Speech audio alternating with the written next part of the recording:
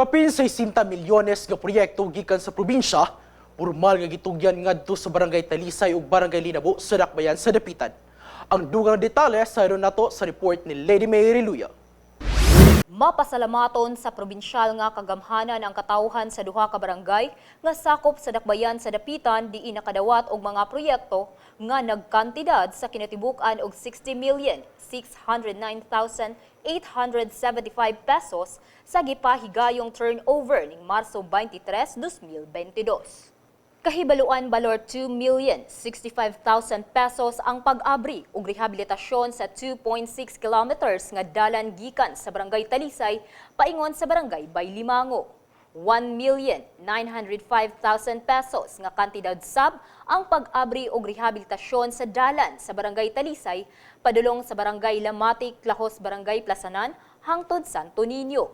Ingon man 69,875 pesos sab kantidad sa 2,500 meters, number 6 service drop wire for electrification extension line sa Barangay Talisay.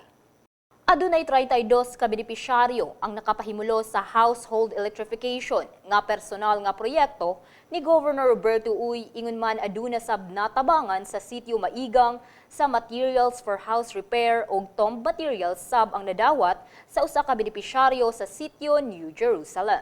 Sa laing bahin sa Barangay Linabo, balor 56,570,000 pesos nga kantidad ang nabubo gikan sa probinsya sa pagkongkreto sa Barangay Road 700 meters critical section, ongoing nga pagkongkreto sa dalan gikan sa Barangay Linabo, padulong Barangay Kauswagan ug road graveling sa Purok 3 sa maong barangay.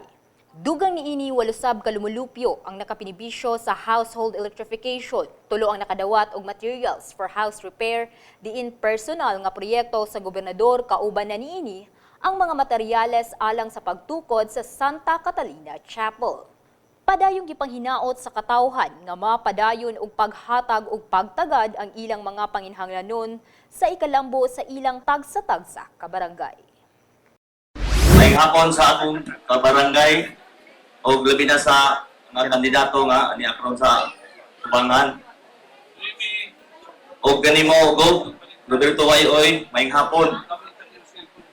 Nagpasalamat ko kanimo go na imo ming gitagaan sa mga proyekto nga kumpiting dito sa Barangay Linabo na dito sa Purok-Uno Barangay Linabo.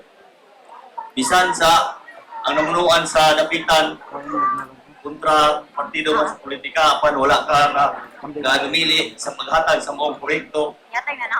O dili lang sa Barangay Linabo, sa tanang kabarangayan pa sa Dapitan, nakatay ipanghatag ang mga project.